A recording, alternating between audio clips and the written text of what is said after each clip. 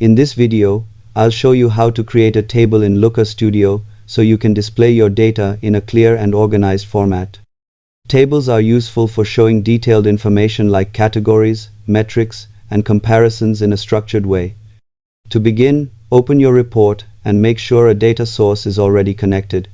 Then go to the top toolbar and click Add a Chart, which gives you access to different visualization options. From the menu, choose a table type such as a standard table, table with bars, or table with a heat map depending on how you want to present your data.